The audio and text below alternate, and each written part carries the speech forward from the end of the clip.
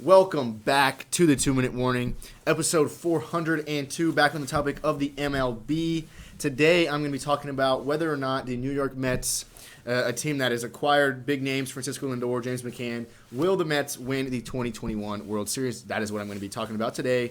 But first, your question today is, who is the Mets franchise all-time home run leader? Again, if you know the answer, comment below, and if you don't, stick around to the end of the video and we'll discuss it then. But let's get right into the video. And the first thing that I want to kind of address is the fact that the question, will a team win the World Series? Obviously, baseball is a game that the better team doesn't always win, the team that plays better baseball. But I'm giving the Mets, even though they're not necessarily a top 5 ranked, well, they're 6 in power rankings right now by MLB, I think it's reasonable to consider this just because they put together a very strong roster. So, will the Mets win the World Series? Again, I just want to address the fact that can they? Absolutely. They have the roster that is capable of it. They have a top, I don't know, 6, 7, 5 maybe pitching staff in baseball. I'll say top 7 pitching staff in baseball, and their lineup is not far behind. So this team has certainly the potential to do big things, but the NL is an extremely competitive conference coming into this year, so they're going to run into some issues. But looking at who the Mets have, my projected lineup for them next year, you got Brandon Nimmo leading off, projected to hit just shy of 250. Number 2-hole hitter Jeff McNeil, 293 is what is projected to hit, which is pretty good, almost just shy of 300. Jeff McNeil is a guy that hits for good average. I saw him today in spring training on a video. I wasn't at the game. I saw a video hitting a bomb. So he's swinging the bat pretty well right now in spring training. And then, of course, their centerpiece of the team in the 3-hole in Francisco Lindor. In my opinion, the third best shortstop in baseball right now. Projected to hit 275. Michael Conforto in the 4 spot, who has one of the prettiest swings in baseball from the left side that I know of right now in the outfield. I like Conforto a lot, hitting 260 projected. And then Polar Bear Pete Alonso in the 5 spot, the Gator alumni. I'm a big fan of Pete Alonso. He's going to be hitting 250 projected coming in next year. Dominic Smith in the 6-hole, projected to hit 263. J.D. Davis in the 7-hole, projected to hit 263. And James McCann in the 8-hole, projected to hit just shy of 250. So this Mets lineup is one that I would say is not just solid, it's pretty good. James McCann, who they just acquired this offseason, is a top 5-6 catcher in baseball. Got him from the White Sox, where he played with Yasmani Grandal, who right now it's between him and JT Realmuto for best catcher in baseball. So James McCann definitely has some skill he brought to the team, and then Francisco Lindor, the centerpiece of the team, and what they did this offseason, bringing him in. And then, of course, in the outfield, I like Michael Conforto a lot. So this Mets lineup is one that, I mean, you look at what the Rays did last year, just to provide an example. You wouldn't say anybody on that roster was top of the league, anything. But what the Rays did was they pitched really well, specifically their bullpen, and they played good small ball. So this Mets team, I think, would have to do something similar, but they also are able to swing the bat a lot better than the Rays team. And the only reason I bring the Rays team in to the picture is because they were by no means a powerhouse, but they managed to win the American League. And I think that's something that the Mets can put together, is not necessarily being a complete powerhouse, but they can pull off a run and possibly win the National League. But as I said, the National League is extremely competitive. The first team that comes to mind, the LA Dodgers, a pitching staff. Actually, hold on, let me backtrack to the Mets pitching staff. Their starting rotation is one that I am I'm a huge fan of, really. DeGrom, I don't care what you really want to make an argument with. DeGrom is the best pitcher in baseball right now for me. 3-time Cy Young, I believe, was last year's out of the National League. He's so good, runs his fastball 98, 99. Such a good slider, curveball, all the above. DeGrom does it well, and he's just a dog on the mound. So I like DeGrom. That's going to be their ace, number 1 starter. And then, of course, Strowman. I like Marcus Strowman a lot.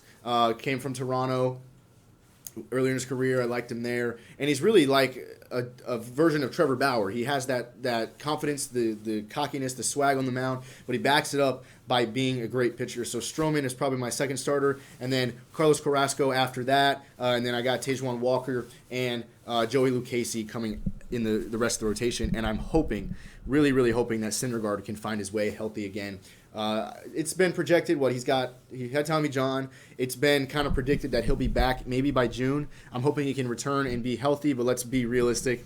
Coming off of Tommy John, he's probably not going to be the Syndergaard that we know. So I wouldn't, if I'm a Mets fan or really anybody, I wouldn't expect Syndergaard to come out and be the ace that he was in his prime. But he's a guy that really leads the pitching staff, even if he's not the best pitcher at the moment. So I think Syndergaard, if he comes back and is healthy, that's going to help this Mets team out a lot. So that's their pitching staff. So now back to their teams in the NL that I want to compare to, starting with, of course, the powerhouse of the league and, of course, the National League, the Dodgers. Their pitching staff, despite how highly I think of the Mets pitching staff, Dodgers pitching staff probably trumps it.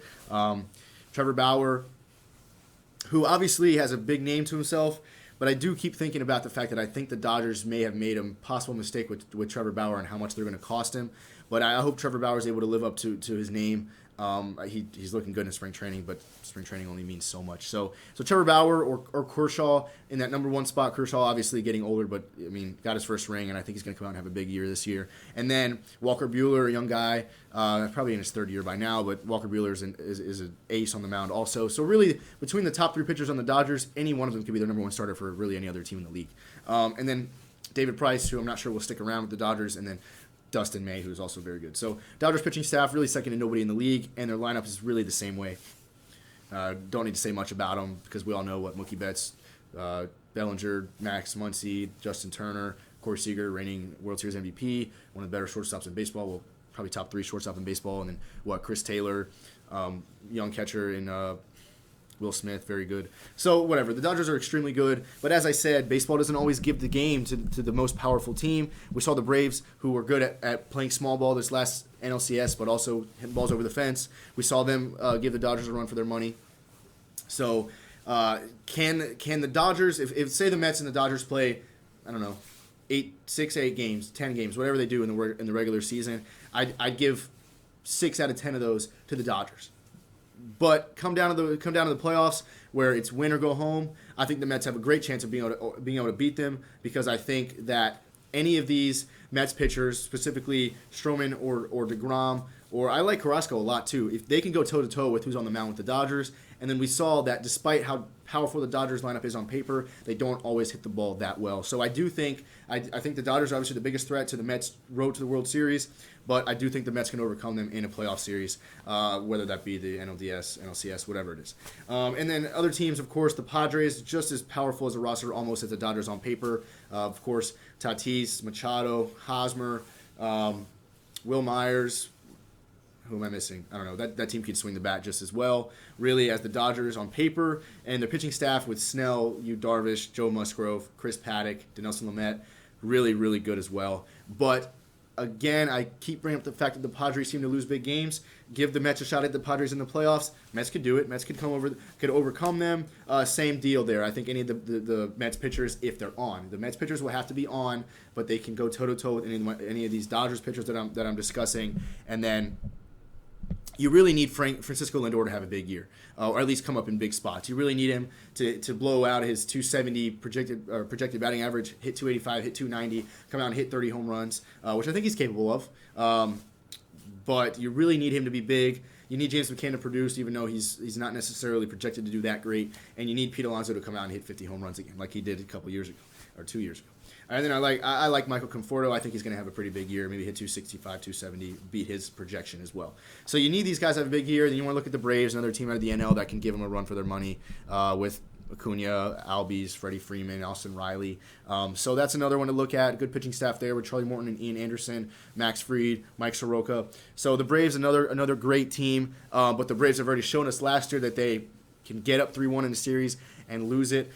So of those 4 teams out of the NL, between the Braves, Dodgers, and Padres, and the Mets now, I would still rank the Mets as the least, good out of all of them.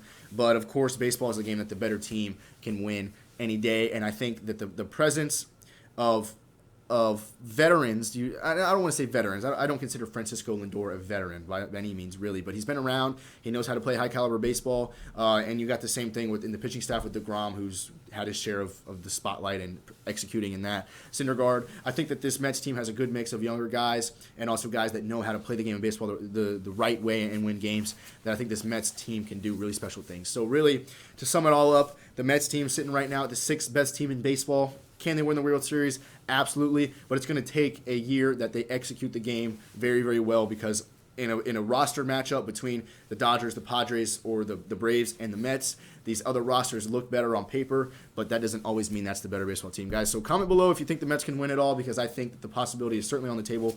But that's all for the video. As far as your question of the day, the Mets franchise all-time home run leader is Darryl Strawberry, 252 home runs with the Mets, guys. Thanks for watching 2 Minute Warning.